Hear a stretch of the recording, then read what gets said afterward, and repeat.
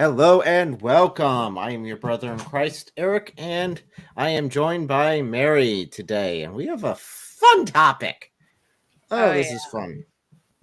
So, this comes out of me just going through Islamic law and translating things that they don't want translated. So, that's what sort of birthed this concept. Now, you guys are welcome to join us. Definitely those Muslims who disagree with us, who I already had on the chat much earlier today, saying Muhammad never did any of this stuff. I'm like, okay, well, come talk. We'll have ourselves a little conversation. You might not be thinking Muhammad is such a great guy after we're done with our conversation, but we can have a conversation, right? We can go off of this.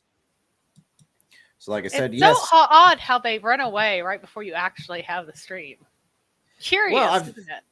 done that with multiple Muslims. Now, again, I've got to give it to some of them that they have actually showed up. Some of them have occasionally shown up, Oh, and good. I'll give them that.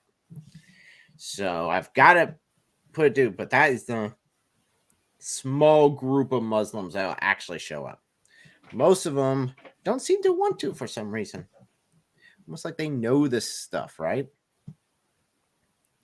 So now, just clarification on this topic. Yes, we'll be going through some Sharia law, but just history of definitely bestiality in the area. It was before Islam was there. Bestiality was in widespread use. It's just, how did Islam deal with it? Well, went along with all those other sexual perversions Muhammad had any interest into. It means, yes, I can do it. And so can you. So, Mary, what do you think of as we go through this topic? If someone were to tell you, and I have had this told to me, and multiple websites have told me that no, Islam does not promote bestiality, necrophilia, or anything like that. It is a pure religion. It is the morally superior religion. And again, that's one of the reasons why I'm pointing this out, because they're the ones making the claim this is a morally superior religion. Well, Okay. I would expect that their moral purity is to be like their fasting. Their fasting is where you gain weight. Their moral purity is where you get really morally filthy. That is my prediction. That seems about right. So let's go ahead and start this on off with the first hadith I have here. Islam allows cousin marriage. Yes. And also allows, well, other marriages. Well, not other marriages, but just sex outside of it. So, and you have to make sure to specify that it is the sunnah of the Prophet Muhammad to marry one's cousins. Therefore, it is more than merely allowed. It is the best example to marry one's first cousin. Yep. Now, there's a part of the Quran that speaks of those your right hands possess, right? And I made the mistake, and it was an actual mistake whenever I read that. I made the assumption that this applied to humans. I should have known better. I should not make any assumptions, because it seems to not be so much that way. I'll go ahead and share my screen here. Oh my goodness, guys, you're going to feel like you're going to need to take a shower after we're done, because oh boy. So here is Reliance of the Traveler. So this is Sharia law. This is a law that is currently still promoted by Islam and enacted in many Muslim nations. This is their ideal law. And as you can see, very nicely organized, right? So you got justice, you got, this is 0, this is O12.1, O12.2 here. O12.3 is untranslated. Because, let me see if I can zoom up better on this PC, or at least download it. 1 second here. I haven't actually tried using the translations like this. I normally use it on my phone. There we go. Okay. So,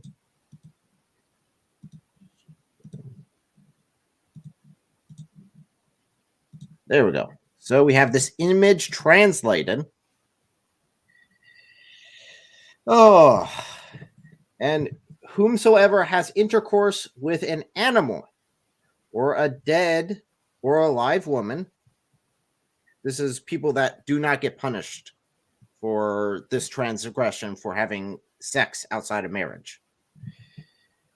So, or below their private parts, or a female slave who they own some of it, or his sister who is owned by him.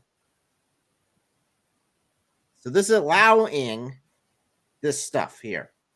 Plain and simple, this is whenever, Ilhan Omar goes on there and says, oh, no. Sharia law is just a dietary sort of restriction, right?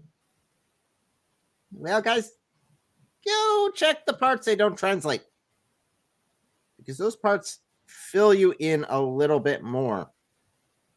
Now, this is Sharia law, so there must be a reason why the scholars all agree on this, right? There must be something more behind that. So, Mary, have you heard of anything that would be behind this? I mean, this would be based off of Muhammad, his actions, how he handled himself, that sort of stuff. Well, Abu Talib, when his aunt died, and that is, when Abu Talib's wife died, who was Muhammad's aunt, her name is Fatima, and in fact, it was she after whom the famous Fatima was supposedly named. Even though there were a number of Fatimas, it is agreed that she was named after that Fatima. Muhammad remarked on her beauty and also climbed into her grave on top of her, leading the people around him to conclude that he was having intercourse with her. And when he came out, they asked, "What did you do?" And he said, "Well, what are you doing?" And he said, "Well, I was putting her in my shirt so that she would not feel the punishment of the grave, because now she's in a prophet's shirt." So they believed so strongly that he had intercourse with his dead aunt in her grave that they established an entire list of rules about how long after a woman who is permitted to you for sex that you can have intercourse with that woman. Even though aunts are not, this is not just necrophilia, this is incestuous necrophilia, even though that is not within that. But because she was, I guess, his aunt by marriage and his uncle was dead, he thought was okay or something. I don't know. The silence of the corpse shows her consent. Mo, probably amazing. Silence. There you go. Oh boy. So we're going to the dark side of the internet on this one here, guys. Dark side of Islam. But again, that's their ideal for humanity. That's what the best of humanity did. And I mean, he didn't really disprove it, because I mean, seriously, if Muhammad didn't intend that and people are going around saying, he screwed his dead aunt, all Muhammad had to do is just say, no, I didn't. That would have been the end of it. Or have a revelation. How dare ye accuse the prophet of having intercourse with his dead aunt? In fact, he did not. Or something like that. Shame on you for thinking that. And now it's part of... He never corrected. He never said, you guys are perverts. That wasn't what I was doing. Nope, never said that. Nope. And now it's part of Sharia law. So you can do that. You can... A sister who is owned by him. So a sister who is owned. So again, the right hands possess. I was thinking those only applied to sex slaves, basically, but of course, nothing is ever that simple, right? Oh, so, but yes, we do find this in other references as well. So it's very clear that some hadith say you need to kill the animal after you have intercourse with the animal, and they got whole laws up about as far as necrophilia, when, how, what sort of actions you can do, and then at the same time you have that with the animals too, which is greatly disturbing. Let's grab this here real quick. Search for the truth. Okay, so this is, here we go. So this is Sunan Abi Dawud. This is 4450. It's very clear. There is no prescribed penalty or punishment for one who has sexual intercourse with an animal.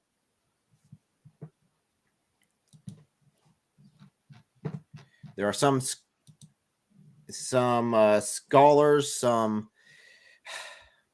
rulings that have been passed over the time.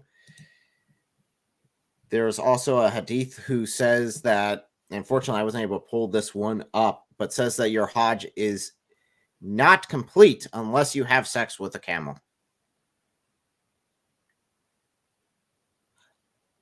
I am hoping most don't follow that. Hey, Muslim cowboy, I know you were in Mecca. I'm just wondering,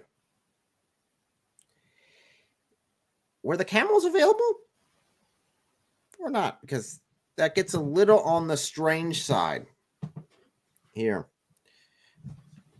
So this is a ruling here. Basically, again, saying the same thing.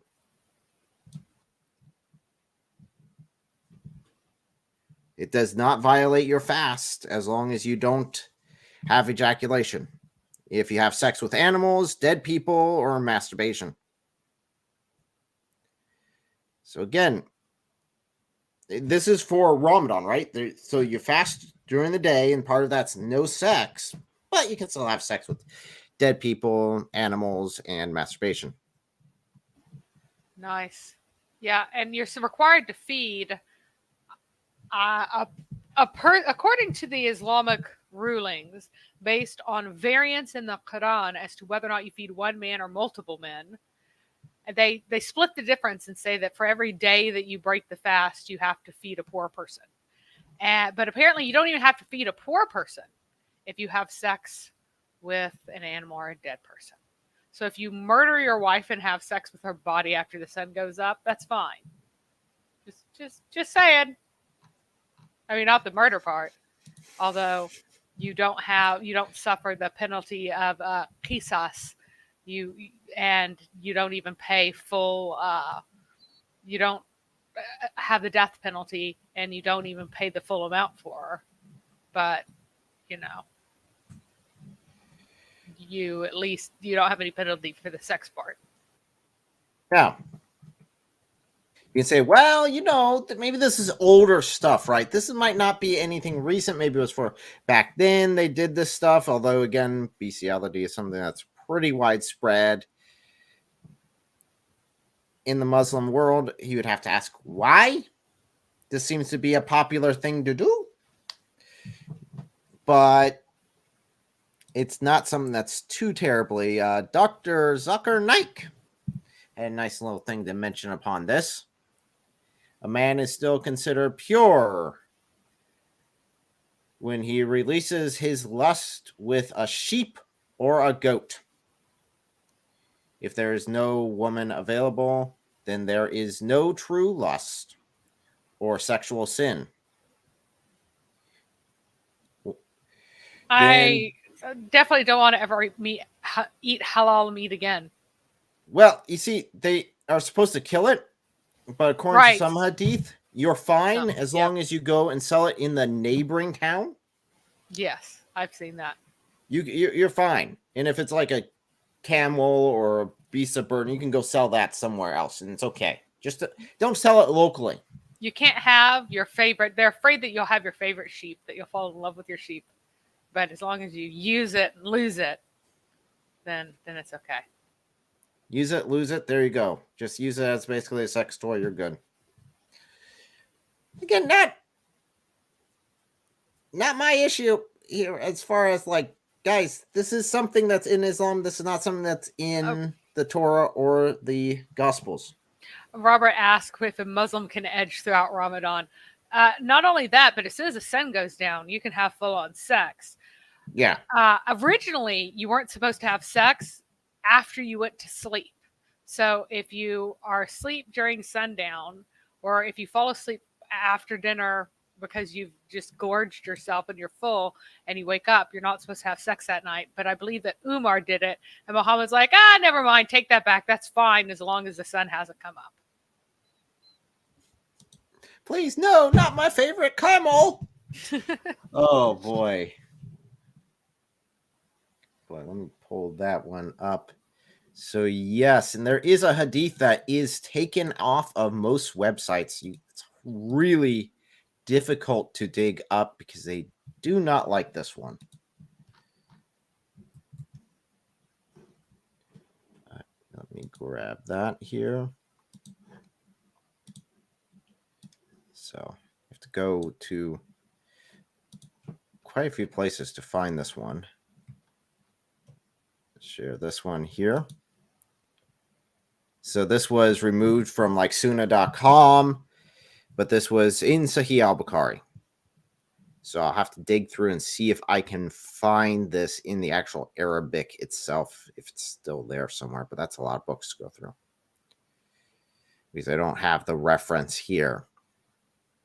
But basically, his wives were on their period, and while his wives were on his period, he couldn't slake his lust that way. So he would draw nearer to his camel herd. And there he would have intercourse with the female camels. And then he would turn towards the young camels of both sexes. So Muhammad wasn't picky.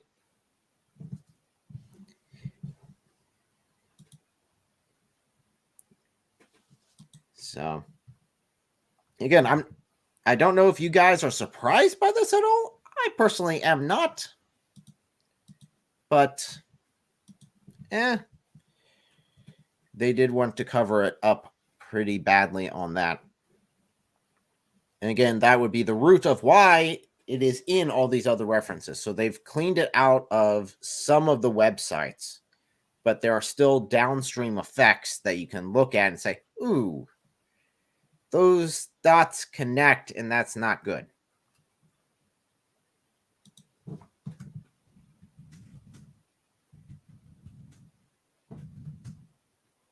Houston had a good point.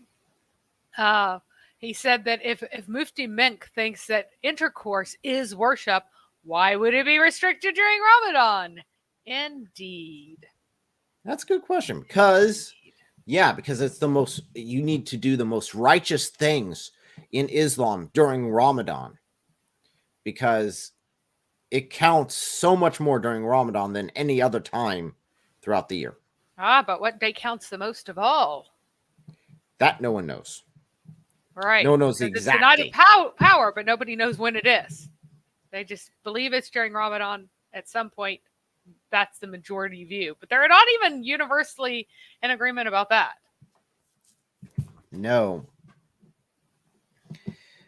So, fractured. Now, there are some hadith that do say if someone has sex with an animal, then you kill the animal and you kill the person. So you have contradictory statements here, guys. And here's Muhammad over there with his female camels. And it's like, yeah, obviously they didn't kill him over it. And again, this was something that was in the area at the time with the pagans, and something that they just seem to adopt from the pagans into their culture. It's very odd how frequently this seems to be the case. For example, the girly men and the cross-dressing being part of the culture, entirely and completely embedded in the pagan culture. And oddly, wherever Islam goes, this class of men comes with them. You can say it's anti-Islamic all you want, but when your religion exports itself, you also export men who dancing boys and the like. Every time you export your religion, suddenly it doesn't really seem to be so much connected to this remnant of Arab culture as part and parcel with the Islamic package. Yeah, I mean, just okay. So this is the ideal for humanity. It wouldn't be as big of a deal if it was like, oh well, these Muslims over here have a weird practice and they do things that are wrong. This is the ideal for them. This would be like, for example, in Christianity, our ideal is Christ. We need to emulate him in our lives. That's the same thing with Muhammad for Muslims. Yes, except we don't emulate the way he eats, the way he sleeps, his favorite colors, his favorite clothing, his favorite whatever. What you should have the mind of Christ. This is like that. So, like I said, it's a photocopy religion. It's a copy of a copy of a copy, and the copy gets blurrier each time. And by the time you get to Muhammad, the idea of having the mind of Christ, so that you can have that loving and self-sacrificial mind that puts eternity first and stuff, turns into, what kind of shoes did Muhammad wear? Those are the best shoes to wear. It literally, what are his favorite foods? Those are the best foods. It's such a childish religion as well as being perverted. On top of that, what foot did he step into the bathroom with? Okay, we gotta make sure we do that. How'd he pee? Okay, we gotta do that. That's what actually to avoid the demons. If you step in with the wrong foot, the latrine demons are going to get you. That's what Muhammad said, so it must be true. We all know that there are demons in the latrines, and that's why Muhammad was still pooping outside in 627. Sometime between 627 and the conquest of Mecca was when they stopped pooping outdoors in Medina. Even though the Medinans had always used latrines, the Meccans avoided it because Muhammad was scared of the latrine demons. Yes, this comes from the most scientific religion that has obviously ever existed, being afraid of latrine demons. You also have to be careful what you wipe your butt with, because some things are demon food, so or at least jinn food. So if you wipe your butt with a rock, that's fine, because the jinn don't eat rocks, but they'll eat bones. Bones are the food of the demons, and it's very rude to wipe your butt with bones, because then they have to eat poopy bones. Islam for you guys. And the best religion. They'll get mad at you, and then they'll possess you. And this is stuff. I know this sounds so out there for a lot of Christians, being like, "Wow, that just seems stupid, right?" Or backwards, or medieval.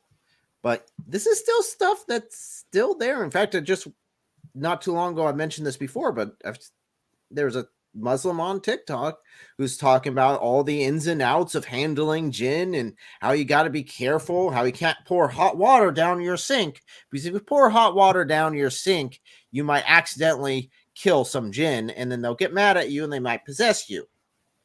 And after all, that's what happened to a person he knew.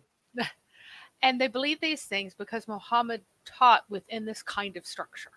This is true Islam. True Islam has you reciting things to keep the jinns from getting you.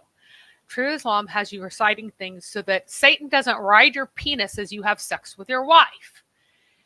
True Islam has you reciting something every day to keep the shaitans out of your house, because otherwise they'll get you. All of these surahs, a huge number of them, have magical properties associated with them that are charms. that they're spells. And there are all these, and all of the little cute short lines that you say in Islam that makes you seem really pious, they all have magical effects because this is this weird, crazy, corrupt religion. They're like, oh, it's the simplest, purest religion.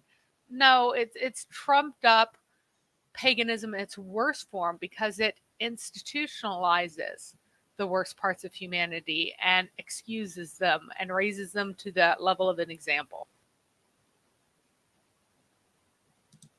So we have, yep, the logical progression. So we have Islam, who is promoting and endorsing this stuff because, again, Sunnah of Muhammad. So we have child marriage, that's prepubescent child marriage, which, again, wasn't popular to do. It's not necessarily a good thing in any way, shape, or form for the child or even for the adult. We have sex slavery. To be fair,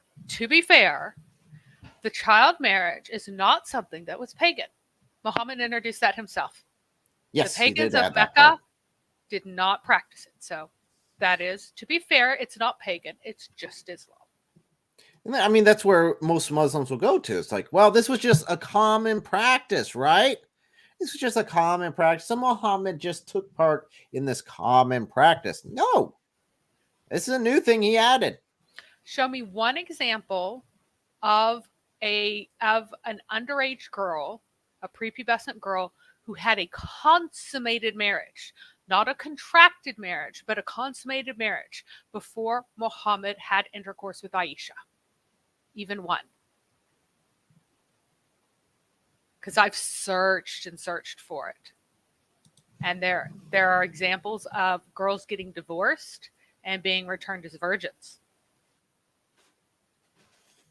So, yeah, this is not, that wasn't something that was commonplace. You have chattel slavery, which Muhammad specifically went to war for the express purpose of capturing slaves.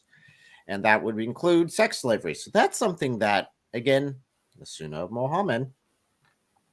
So Muhammad did it. And that was also something that people had refused to do, certain people had refused to do and had gotten rid of in pagan Mecca, the Hums Alliance of religious association, the most pious of the pagans. They had stopped doing sex slave rates. Muhammad went, now we'll bring that back again because people really liked that.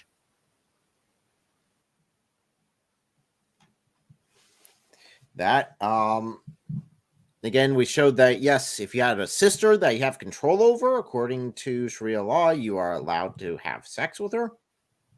That's not something that's not allowed in Islam. You can perfectly do that. As long as she's not like married or under control of someone else. As long as you're the one that has authority over them, you can do it. After all, those are whom your right hand possesses. Of course, necrophilia, which we just established here.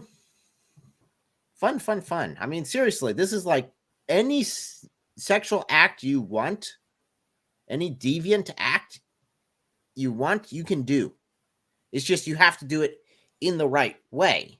Just got to make sure you sign the right parts or, grease the right palms. That is an excellent point. That is a fabulous point. Because there is a line in the Quran about how Allah makes the way easy for you. And according to the Islamic sources, the definition of easy is how easy it is to be considered righteous in Islam because of all of the accommodations made for male sexuality. All of the privileges of men and all that they get is what is meant by Allah making it easy for you. So basically, the argument is that, while Christianity makes things hard for you by requiring that you not rape your slaves, Islam is the true religion, clearly, because of how easy it is to be considered pious man. Absolutely. I mean, of course, you got polygamy, which everyone knows about. That's very obviously public knowledge now. You have, on top of that, you've got the temporary wives that you can just switch out whenever you want. Right? When all you have to do for your wife to divorce her is say divorce, divorce, divorce, and boom, you're done. Right? Easy peasy. Then you're free to go get yourself another one. Well, and during Muhammad's lifetime, so what would happen is the pagan women would sit on mountains and by roadsides and offer themselves sexually to travelers. This was a very common activity of Arabs, so common, in fact, that there is a line in the Bible that's just an aside that so-and-so acting like Arab women being prostitutes on the highways. Like there is just a parallel to that, because that's the reality. When you think about Arab women, well, they're highway prostitutes. That's what they are. And so whenever they'd go out to wage war, women would see a war party coming along, will offer to go along with them for a ways and have sex with the men in return for money. That had always been the tradition. And Muhammad's like, I am part of this true monotheism. I am a follower of the law of Moses. So I'm going to forbid adultery and fornication and all this stuff. So you can't do that anymore. They said, what are we to do? Are we to cut off our own penises? Because we will have to emasculate ourselves to keep from having sex while we're out on a very brief trek that is no more than a week away for the most part, right? At most. For most of their raids are like a week there, a week back would be a very long one. We can't possibly live like this. This is how perverted these men were. They could not conceive of the trials of not having sex with roadside prostitutes being gone for 2 weeks. And Muhammad said, well, as long as you make an agreement ahead of time, then that's like you're paying for her, just like in a marriage is paying for sexual access. So it's fine. Just make sure you give her her payment when she goes. So as long as you negotiate ahead of time how much you're going to pay for somebody for sex, that's totally fine. And the Islamic sources state that it was, I believe, Umar who was the one who canceled it, even though they tried to claim that Ali said that Muhammad himself canceled it. Ali said no such thing, because the Shia today still practice it, and trying to make Ali claim that Muhammad did it is just an absurd fabrication. Oh boy. Yeah, so you got that. I mean, seriously, if it was like what Muslims claim, which is like, okay, Islam came in, they were victorious, they were, righteous, they came into this pagan culture and corrected everything and made it virtuous and right in the sight of the Lord according to the laws of Moses, you wouldn't see this stuff. All you see is them just adopting it, but with a few more rules. I mean, he's even married. He even had to get rid of adoption because he went ahead and wanted to marry his daughter-in-law. Yeah, he was trying to pretend to be all, I'm a true monotheist. And he said that you couldn't marry, sons and daughters, even the marriage was counted the same way. And he was trying to follow the laws about Moses. And then suddenly he wants to have sex with his daughter-in-law. So then he gets rid of adoption so they can have sex with his daughter-in-law. So here we go with a super chat. Thank you very much. And yes, October 7th. Yeah, there is evidence of that, obviously, going on. Having sex with dead women and even maybe some men. I do not know. Again, Muhammad didn't seem to be that picky either way. I mean, there are pictures, and they had to do this recently, very recently, of some Muslim nations now putting locks and basically cages over the burial spot of young women. So they weren't dug up and, raped necrophilically after their death. nasty, nasty stuff going on. But again, that would be part of what Muhammad did, according to what he did to his aunt. And okay, well, it's unfortunately pretty legitimate according to Islam. Again, this is the religion that they're claiming is the moral high ground. I'm not seeing much high ground here. I know we had a mention to them basically Muhammad's men have to control themselves for a week. They couldn't control themselves for a week. There you go. Well, do remember that these are the same group of people who consider fasting for an entire day, being sun up to sunrise, not having sex during that time period, and that being a badge of honor. Tomato, tomato there. So obviously, yeah, made me wonder if they could control themselves or have any form of discipline at all. Another way related to fasting and sex and men not being able to control themselves, in Islam, it is a rule that women are not permitted to fast without the permission of their husbands. Keep in mind that fasting is only from sun up to sundown. You just have to not have sex with your wife during the day and she can fast. There was a woman who came to Muhammad and she said that whenever I pray and whenever I fast, he rapes me. He breaks my fast. And when I fast, he rapes me. And whenever I pray, he beats me. And he was beating her because she would recite a long surah as part of her prayers.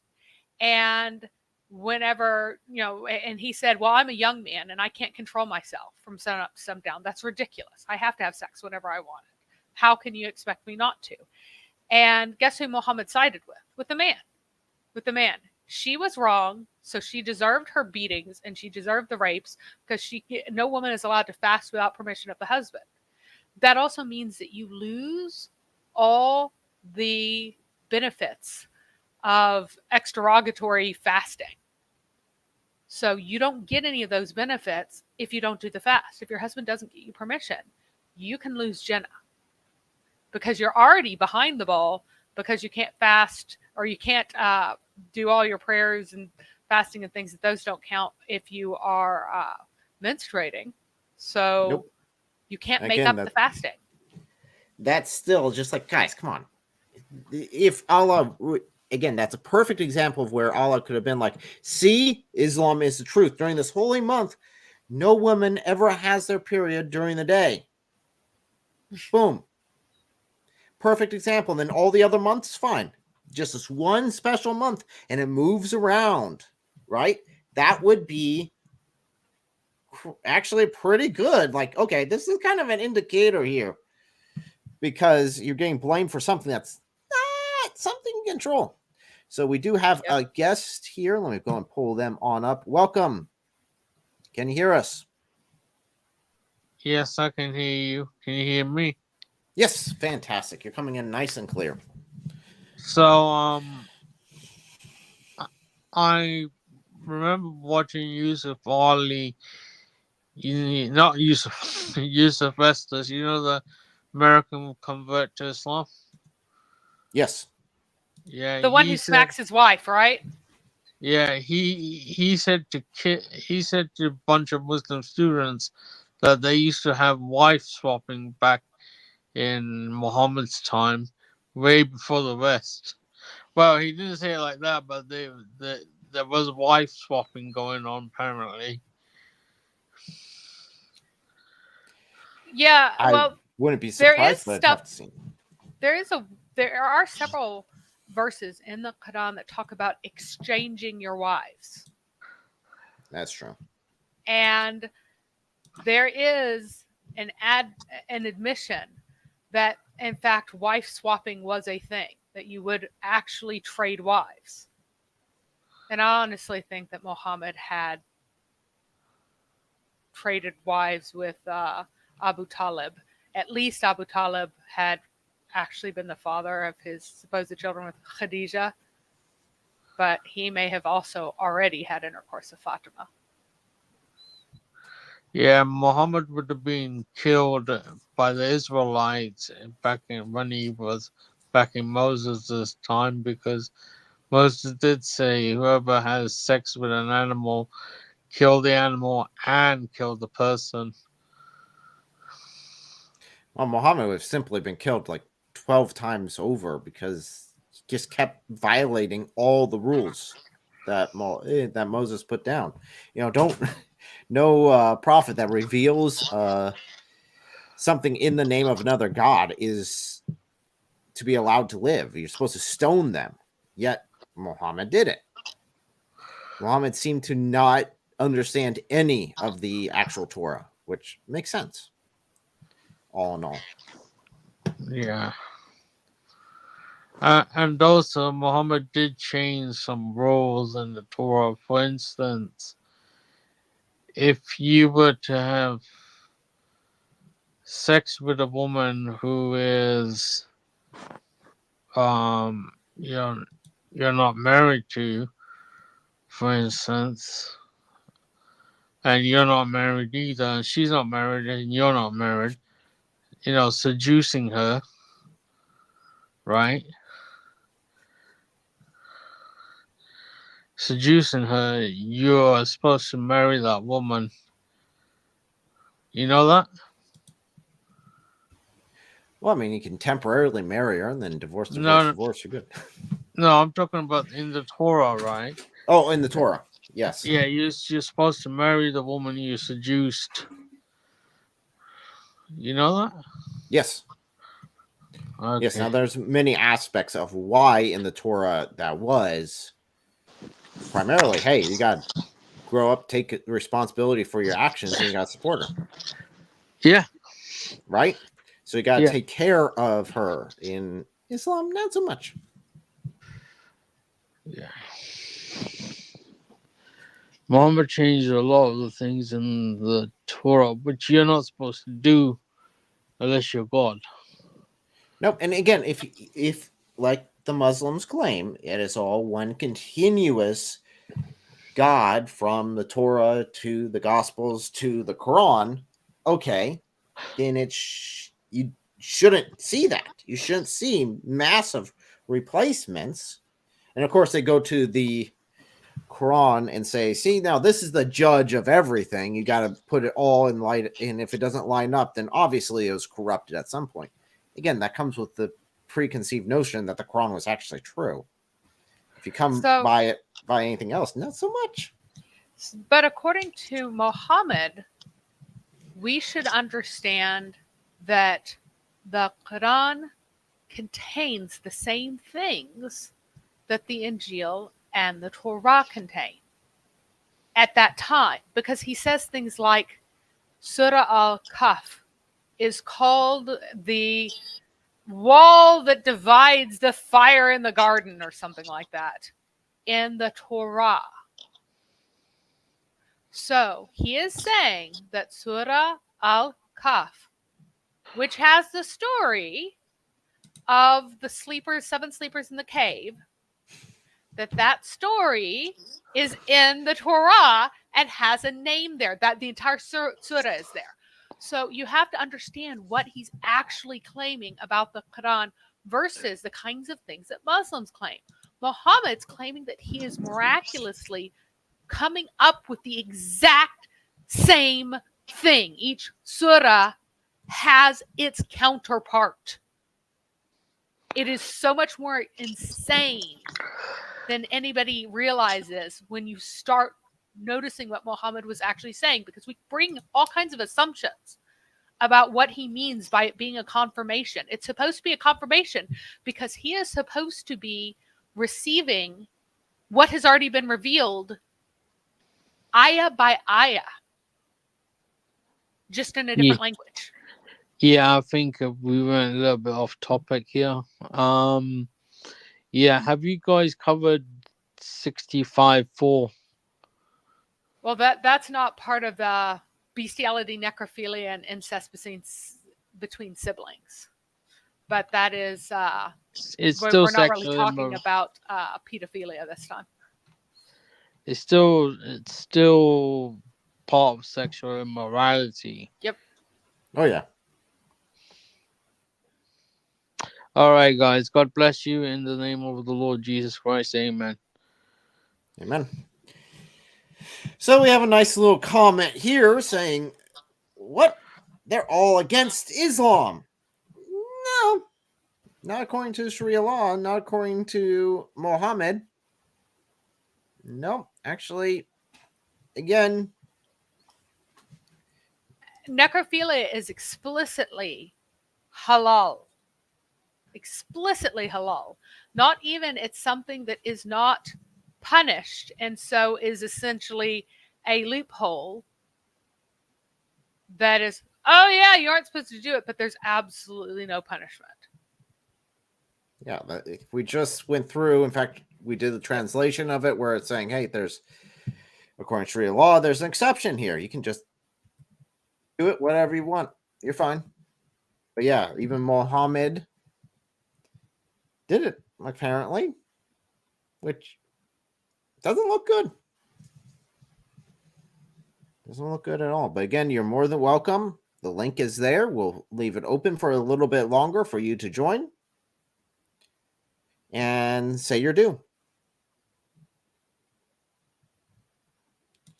I love to see your reference that says necrophilia is not allowed, that it is something evil according to Islam. Or at least an abomination. Abomination, there's punishments for it, something along those lines I'd like to see. And again, we went over some of the hadith that aren't widely known or actually kind of quite openly covered up, where Muhammad's having sex with camels. So that's a bit of an issue. Yes. Christians need to stop using the argument that, oh, we're under the New Testament now. I mean, the Old Testament has moral laws like don't marry your sister. You know what I mean? Yeah. Or don't, well, you can't marry your sister in Islam. But if she is your slave, the Or you have fact that possession over her. yeah, in you some have way, possession shape, over or her. form. Yep. Then that supersedes the no marriage. So if you have possession of her, Women are possessions anyway in Islam. True. That's why you have to give them dowry money. Sounds like prostitution, but whatever. So again, if the Muslim wants to join, the link down there one more time for you. I think we've. Not sure, Mary. Is there anything else you want to add to this? I mean, this is pretty cut and dry. This is pretty straightforward. yep, it is. So, it's like everything's forbidden except everything's really pretty much allowed. That's the way everything's allowed. You just have to do it the right way. And of course, like even like drinking alcohol, which is like absolutely forbidden, right? Well, in heaven, you get to do it all the time. And the funny thing is that it's absolutely forbidden, but Muhammad drank alcohol until his dying day. The prophetic drink of choice was dates and raisins steeped in water and left. Now, after Muhammad decided that you weren't supposed to have the wine anymore, he declared supposedly that you could only steep them for a short period of time, and they couldn't be as potent as they were before. But it still had alcohol in it. It starts to ferment pretty immediately, so it still had low levels of alcohol. And yet Muslims will tell me that no alcohol is allowed. Guess what? Whenever you make bread with yeast, guess what it produces? It produces alcohol, and not every bit of it gets cooked out. Most of it does, but not every bit of it. Yeah, I think it's pretty clear there again, Muhammad going back to what he thought the Torah and the Gospels were. He thought they were a list of commands, because this is what you see in the Quran, right? You see a list of commands. This is what you do. This is what you don't do. Here you go. Boom, boom, boom. And it's like, okay, you don't see that in there. You do see some of it, but that's not the intent. It's history. It's the actual story of what occurred. The list of commands come from also the hadith of Muhammad, like pray 5 times a day, and if you don't pray, Satan urinates in your ears and all that stuff. It's so ridiculous. It makes even Satan look like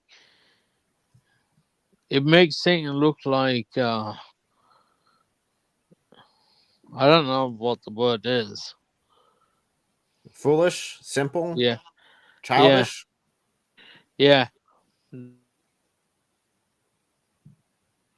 think that's one of the biggest ways the true enemy can disguise themselves, is by making them seem like something simple, something childish, something mundane. You don't have to worry about it. It's just so a simple thing. No. It is of the absolute importance. Well, ladies and gentlemen, I guess what There was one other comment. Hospitals frequently utilize alcohol. There actually was a problem getting Muslims to use alcohol. Getting Muslims now, there's still a problem getting them to use alcohol-based hand sanitizer, because they were taught everything about alcohol is filthy and evil, right? Except it's in heaven. Yeah, except it's in So heaven. how could it be something filthy and evil in heaven? Yeah. I think Something this. doesn't add up. Well, they I say that, think- it doesn't make you drunk, but you don't drink it just for the taste. You don't. People think don't that drink alcohol just for the taste. They drink it for its effects. And the reason why people want it there, maybe you don't get roaring drunk, but it would make your heart warm at least. I think there's a verse in the Quran that says alcohol, there's a blessing in alcohol, but I can't remember the verse. Which is a contradiction. Right? Now, no logic allowed. True. We're talking about Islam after all. None of that logic coming in. Yeah, your wife left before the absolute most hilarious part of the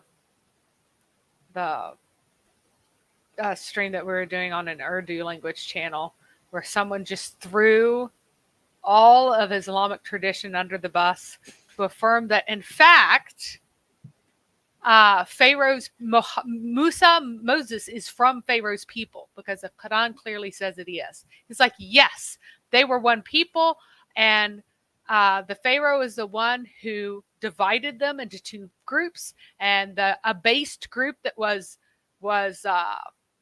misused, that became the Banu Israel after the coming of Moses. That they were all one people before then, just like the Quran says.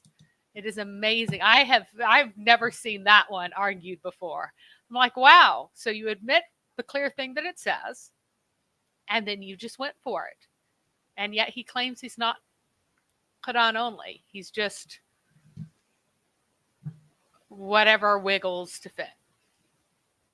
Yeah, that's always fun whenever you're going down that rabbit hole. They'll quickly throw anything under the bus as long as it gets them out of a jam temporarily. Oh, but then I pointed out that it says that the seed of Abraham was Isaac, Jacob, Ishmael, Moses, and the tribes. It's like, oh, well, it isn't all physical seed. It's just spiritual seed. Like, find one Islamic scholar that says that. He's like, I don't have to go with any Islamic scholars. I can just believe whatever it's. I'm like, no, you can't. No, you can't. So. See, again, guys, I mean, I don't know how much more I can be transparent with you guys other than inviting you guys up to talk. I'm literally sitting here posting the link saying, come join, come talk, come have a conversation. If you think we are wrong, let's have a dialogue. Show me where I'm wrong. If you have the truth behind you, that should be an easy task. Right? One would think, but it appears harder than one would first imagine. It seems to be. Unless they actually know that we are correct and don't want to deal with it, which is another possibility.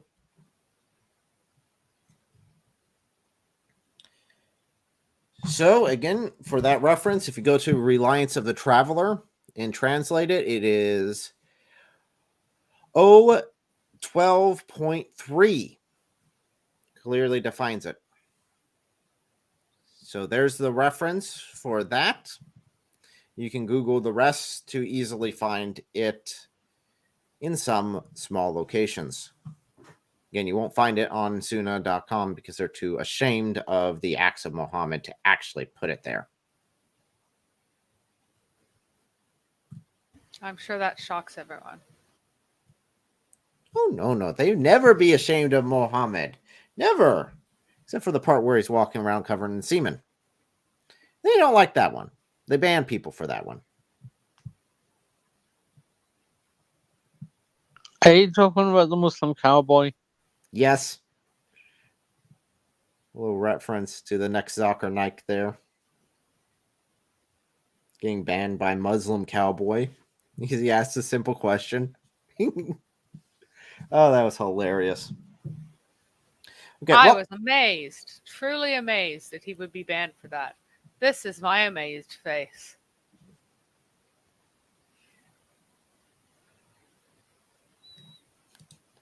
Thaddeus over there recent answers. Okay, well, I can see that. Okay. So, okay, well, thank you guys for joining us. I guess we are done here because no Muslim wants to step up, wants to come to bat. So be it. We tried. Yep. So with that, I do have something hopefully coming up on Tuesday if I can get my computer to work. That should be quite fun. If not, then I might have a slight delay on it. They're all running. My wonderful wife there. She says, oh, I'm wrapping it up. Yeah, we're already wrapping it up. I was like closing delayed it a couple up. Times, hoping that Muslim would come on, but I kept yeah, pulling it out, and they're like, Muslims are in there. No, you guys are wrong. Oh, look at this Islamophobic channel. Oh, I could easily refute you. Oh, but I can't. wait, you want me to come on? You can't expect me to actually defend my viewpoints. So, thank you guys so much, and God bless you all. And we will see you again later.